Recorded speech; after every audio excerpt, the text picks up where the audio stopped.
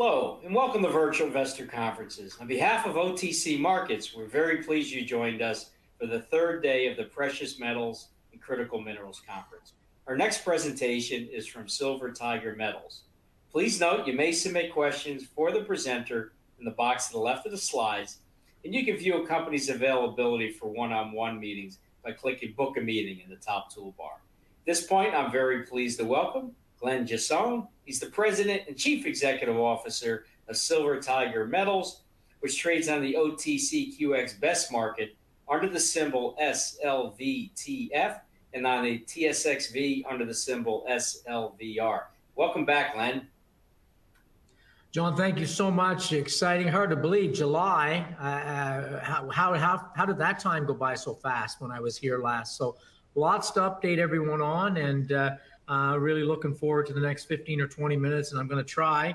I know it's hard for me, as one of my VP IR, Devin DeVaron, said, try to keep it to 20 minutes, Glenn. I know that's almost impossible for you. So I'm going to try to be a little quieter than I usually am. I think I can give an update and really interact with our shareholders or potential shareholders on some questions. So look, do what you say. We've kind of made a real career on that. We're out of Halifax, East Coast Canada, and but we're in Mexico. I think everyone who basically has heard me over the years, they know that, but there may be some new listeners. So I think we've got to educate everyone on who we are a little bit and where we are. Northern Mexico, Sonora. You can see that state on the map that's on the screen there.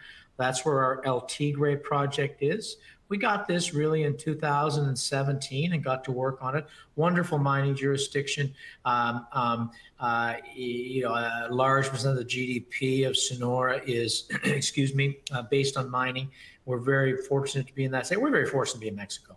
Just a wonderful, wonderful country, wonderful people. The government very supportive of our foreign investment there, and Sonora is one of the best states for mining, as I said. So look, we got to work in 2017, but before that, and I always like to remind people, we're a Canadian company. We trade actually in the US, as you know, the OTCQX. We trade in Canada on the TSXV Venture Exchange. We have 3 Canadian employees. I'm one of them. We raise capital all over the world for our projects in Mexico, but we're really a Mexican company. That's where our operations are. That's where this group that I'm so fortunate to be part of has been, focused only for 30 years out of Halifax, resource in Mexico, precious metals, gold and silver. And all of our employees are down there. And as we now move from a developer towards building our El Tigre mine, we're going to employ the 30 or 40 Mexican people that are now employed by us will turn into hundreds.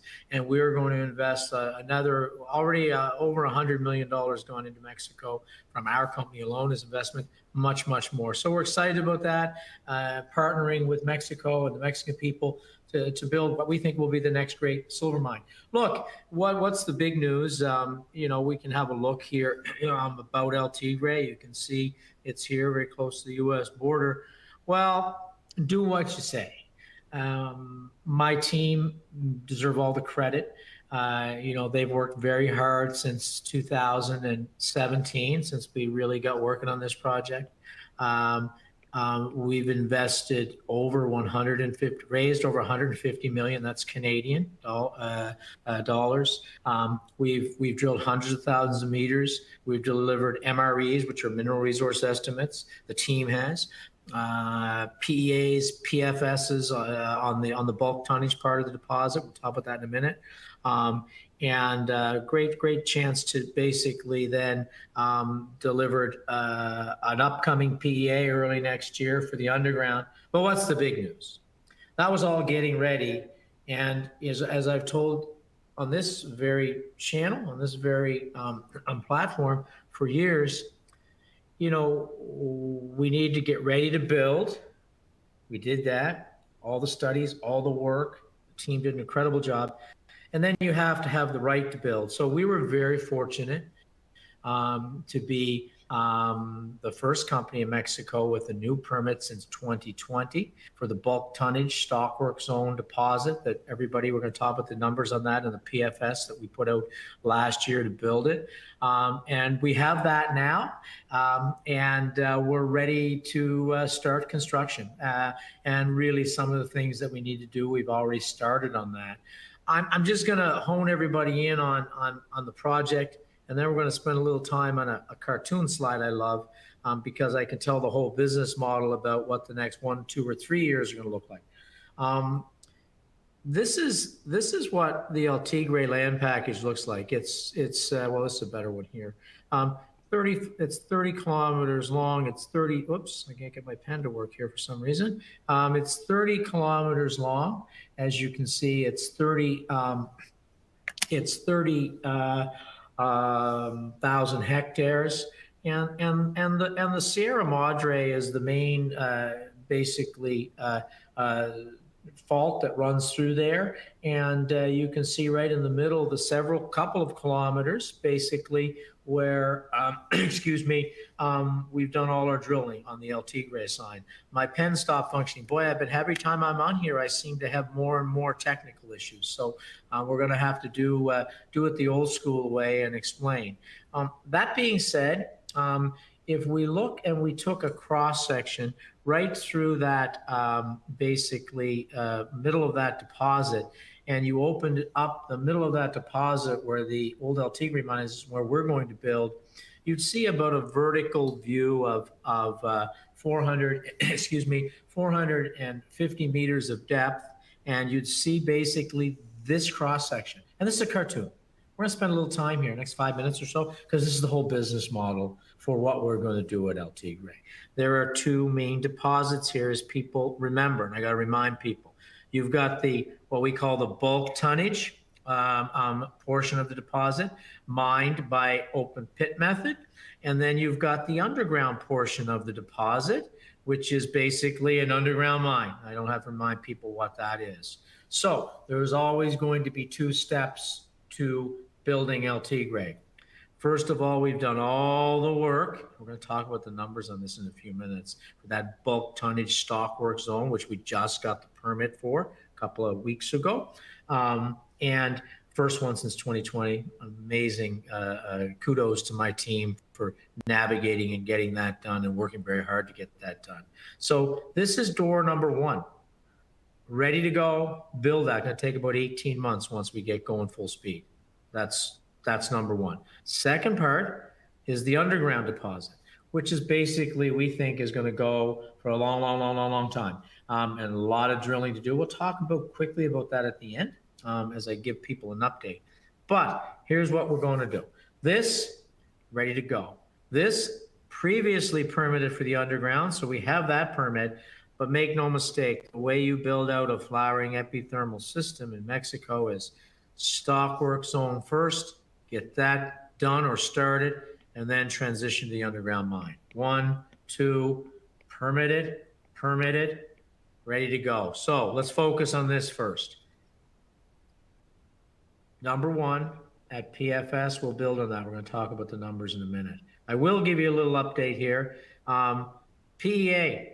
We've been talking about getting the PEA, the first preliminary economic assessment, out for the underground. I was going to get that out in the fall, but I'll be very frank, that'll come out in January.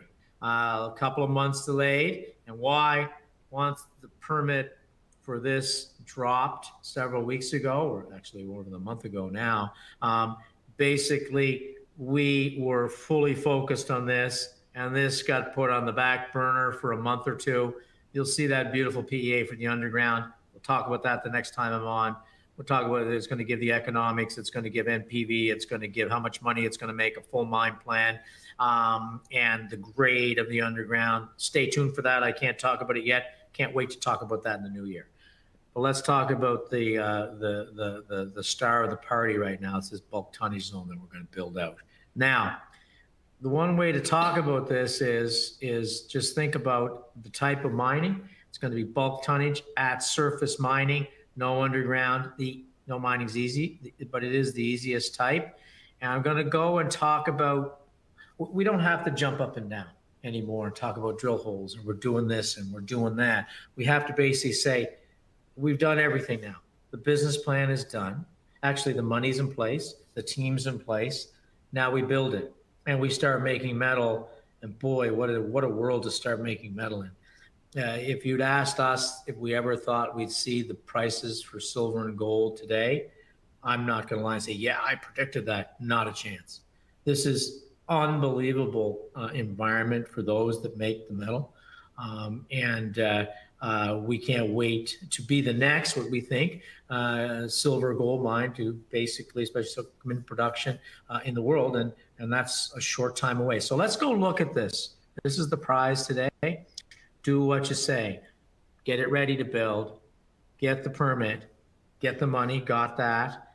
And then get the team to build it. Got that. So let's go look at the numbers on this thing. And I think everybody, when I show them this, are going to understand why the way to build this is the bulk tonnage deposit, which is all set in our PFS we put out last year. If you want more details, go and you can see that. Go on to CDAR and have a look at it. But here's a summary of what it is. I'm going to show you. It's 18 months to build it pursuant to the feasibility study with PFS we put out. CapEx is 86 million US. Talk about money in a minute. We have the team to build it. I'm going to review that with you.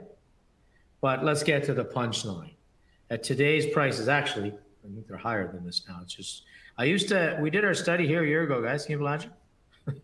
$26 and $21.50. And at those prices, this was a beautiful bulk tonnage deposit. 40% IRR, pays back in 2 years, 221 million USD NPV, makes about 40 million bucks a year. Let's talk about that for a minute. I think that's important in that this is only 60% of that bulk tonnage ore I showed you. We optimized, and that gives you 9 years of production. When we're done with that, we'll go back and get the other 40%. Actually, we'll drill each north and south of this big bulk tonnage deposit. We'll add more, but this is just 60%, and it generates 9 years. And even at these prices, amazingly, this thing made 40 million USD net cash flow after tax. These are all US numbers. But we don't live there because I kept taking away boxes over here over the last year and adding boxes over here, incredibly. We live here or somewhere a little higher than here right now. So this 86 million you invest gives you today, when you build it, 18 months to build it. Talk about the team and then we'll talk about money in a minute. An NPV of 750 million USD. So we're well over a billion Canadian. An IRR of 91%. A good project's 30% IRR. You imagine 91%. It pays all capital back in a year, and it makes over 100 million USD net cash flow after tax. That's why this always had to be done first, and why we had to dig in and do all the work to get the permit so that we could do this. So when I say the team does what they say, yeah, we get judged on results, and incredible result. Now let's talk about money. We need to build it. It's 86 million. This is a very capital intensive business, and we're competing with the biggest mining companies in the world to build mines and that want mines. And so we have to have the capital available to us to build it. That means we have to raise money. And sometimes that's a double-edged sword because some shareholders, and I'll be very frank with this, they don't like to have dilution. Dilution is something as a CEO that I have to live with every day, because if I don't have this or a sight line to the 86 million to build it, we don't have that, then basically we can't get that. So how do I do that? You have to balance. I'm going to say one thing we're very proud of. I don't talk about it. As an example, since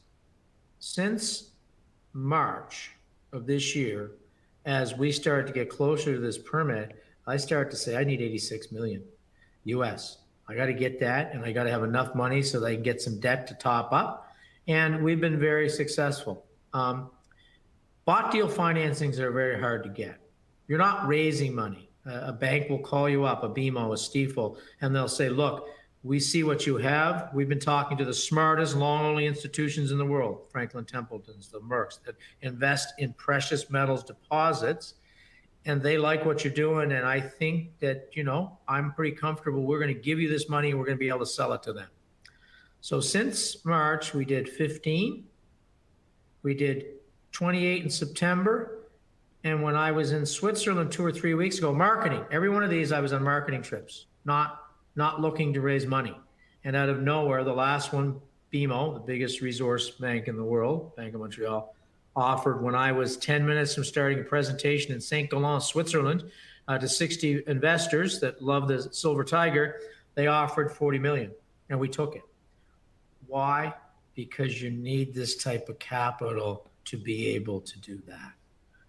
One thing we don't talk about, all of the money we've raised since 2020, no warrant. I don't know if investors really understand how powerful that is and how important that is. Those smart institutions want you not to issue shares with the warrant. They're there from start to finish. They'd rather not have a warrant. Why? Well, those warrants will turn into shares. So if we've done a half warrant on basically all the fundraising we've done since 2020, that'd be hundreds of millions of more shares out there. We didn't do that. But why is it so important for the shareholder, for all of us, is there's no overhang on our deals. You understand if we had a half warrant, what that means? I want to explain this to people. We're so proud. The team is so proud of how they raise money. That would mean that maybe a hedge fund, they love warrants. Not a long-only precious metals institution. They're in for it. They buy their shares. Steve Land, Franklin Templeton, has 9.9% of the company. He's had 9.9% of the company since 2020, and he still has it today. Keeps buying common shares. He's there till the finish because he knows the big reward for his fund is when we build this thing. Now, no warrant, but let's just say we had a half warrant on all these deals, which we didn't. That's so powerful. That means the hedge funds don't buy. Do you know what the hedge funds do? Great business. I'd do it. They'll buy their shares at, let's say, 70 cents, as an example, and they'll get a half warrant at, I don't know, 90 cents. So what do you think they're going to do with all those shares they buy? It's called clipping the warrant. Not always, but many times they're going to sell that. They're going to sell it to the retail investors, and they're going to get all their money they put back, and they're going to keep that warrant for free for a rainy day when this gets done and they cash in. That means our stock price doesn't really move very much because we're chewing through all that stock. I want people to really understand how important and how hard it was for this team, my team, to do the work to be able to raise all this money over the last 5 or 6 years to get to here with no warrant. Incredible. But, you know, not tooting our horn, but I think people really have to understand that because we get so many questions. We're raising money, you're diluting. Listen, I'm one of the big, I think I'm the second biggest shareholder after Franklin Templeton. Pretty close. I haven't sold a share. I'm not selling any. We're going to build this thing. That's what we're going to do. Maybe long after that, I'll think about selling some shares. But I'm telling you right now, if you don't get that 86 and you don't have enough money in the bank to get the debt to finish that, then you put your project at risk. And I'm never going to do that. But I wanted to walk everybody through the power of the raises we've done without a warrant. It's why today we're in the position we're in to build in this environment and to make the kind of money that's on that screen. That's depending if the metals price stays here, of course. It's always dependent on that. So that's a message I want to get out to my shareholders. I think this was a good platform to do it. I really never talked about that before. And very, very happy, to be where we are. So think about that. To get to this, 18 months-ish, we've got the money to build that. We've got the piece of paper, the permit to build that. Well, we should talk a little bit about the team because that's really important. I think I've talked about this gentleman before, but I'm going to remind you again. Very, very important guy. Everybody on this screen is important. But really right now, more important than anyone, more important than me, more important than Devin, who's listening, the whole team, is this gentleman. 2 years ago, he joined us.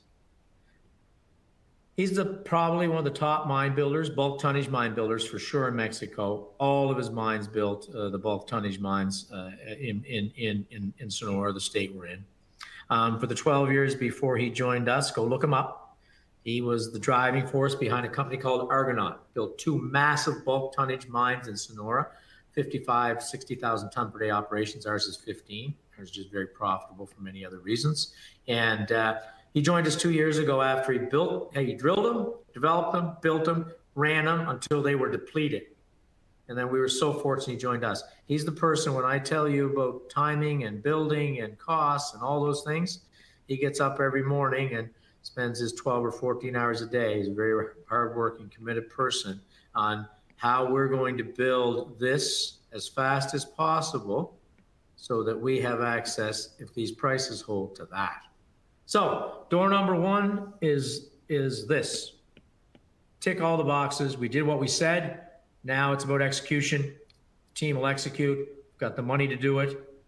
Boom. That's it. Secondly, what's the next thing you're going to see? We'll be talking about in the new year. We'll be giving you all kinds of updates on road building and earthworks and power lines and all those things that come with building.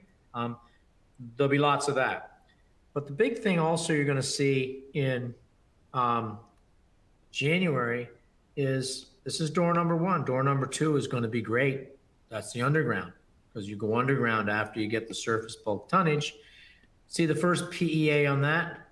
Can't wait to get back on. I don't know when we'll have another one of these. I'll be able to share all the numbers with you. And just like you see here, it's going to sit, that PEA is going to spit out this for the underground.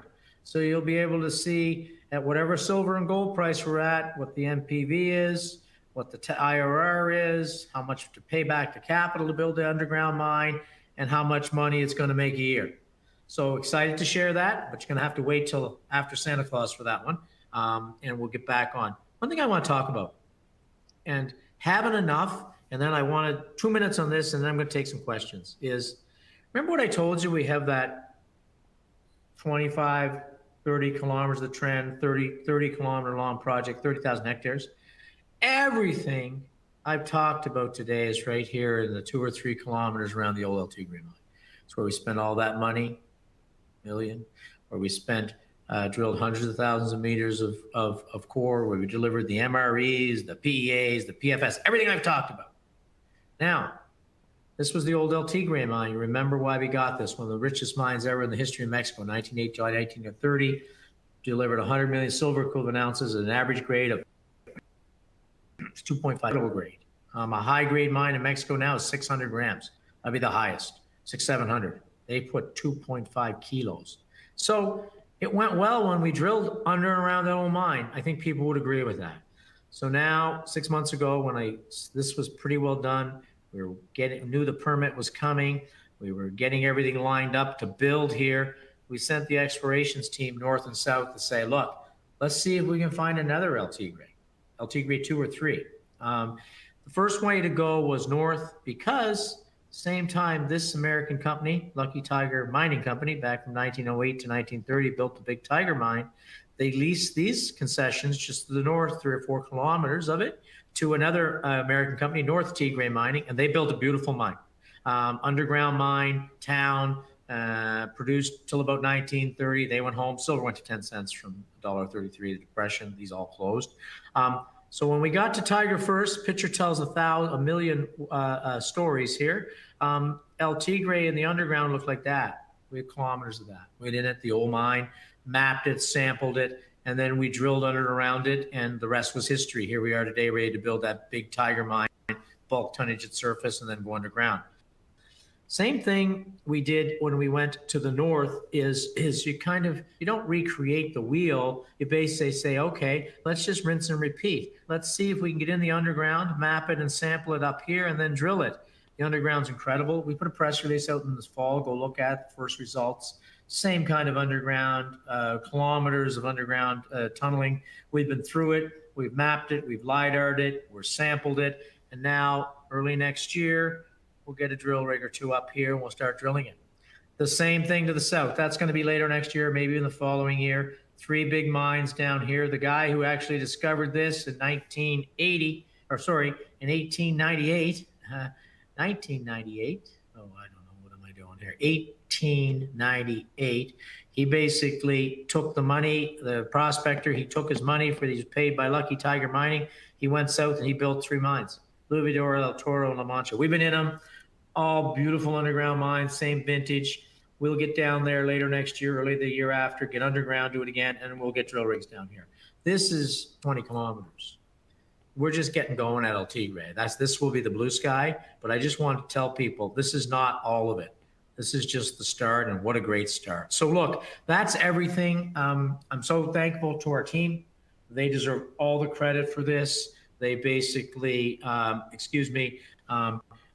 did all the work, drilled all the meters, did all those studies, MREs, PEAs, navigated getting the first permit in Mexico since 2020 for a new permit to be able to go after the bulk tonnage deposit. The PEA that's coming, their fingerprints on it. I'm just so proud of that team. And you know, it allows me to say the following: do what you say. We've been saying we were going to do this for a long time. I don't know if everybody believed us, but so proud of our team because they did it. And now the next that we're going to do is we're going to basically execute and build this first and then transition and build that.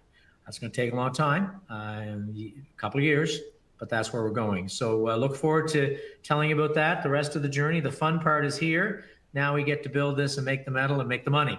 And that's always been the most important part. So if there's any questions, I'd be more than happy and basically ask her some questions now, please. I guess I'm supposed to look at some question box here. Let me see if I can go figure out how this works, guys, maybe. Oh yeah, here we go. There's a few questions. What are the critical paths with regards to community agreements, surface rights, and environmental permits? I guess we'll start with the permit. We have the full permit to begin construction here on the bulk tonnage deposit. That includes all the environmental permits, so those are done. Surface rights, we own actually. I think people should know that. There's no surface rights agreements for where we're basically going to, have to mine. We own the middle 7,000 hectares. We bought the land several years ago for 1.1 million USD. So really, everything we're working on now, we own the land.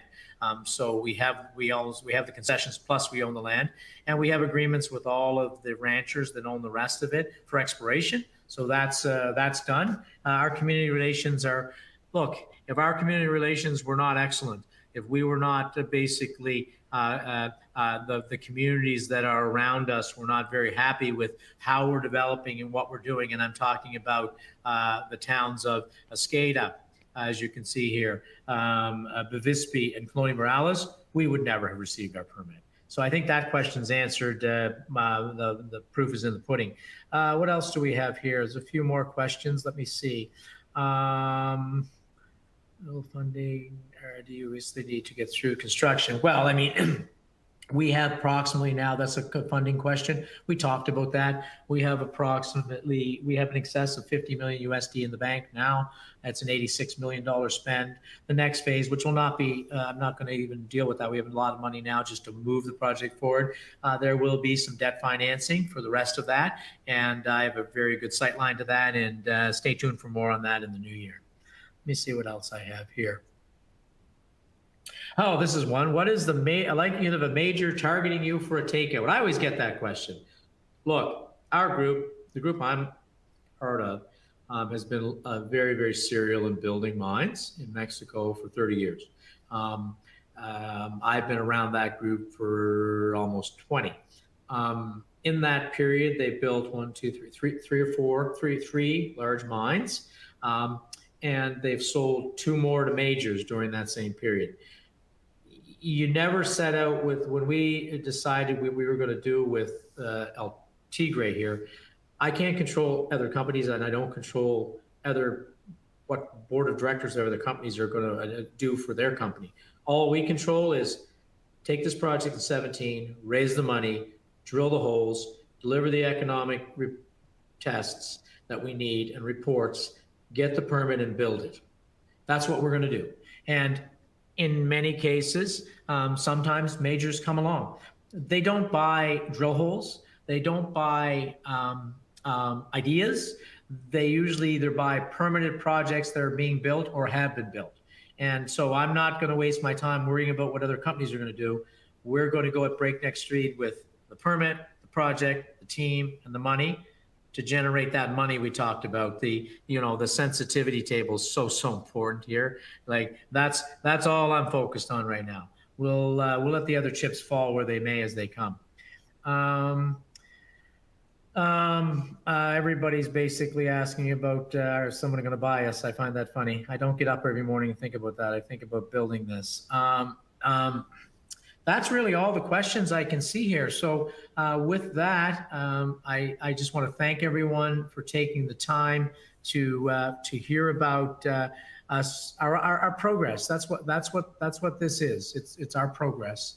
I'm going to reiterate, so proud of what our Mexican team has done in Mexico to get us to this point, and really looking forward to the next step. And look, I'm going to sum up with this.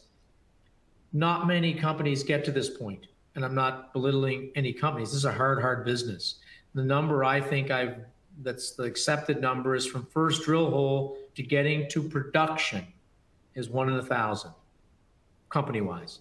So we're just very, very fortunate and blessed, and hard work, and the team gets all the credit, to be one of that, maybe that 1 in 1,000 that now gets to build this and become a producing asset. It's been a long journey.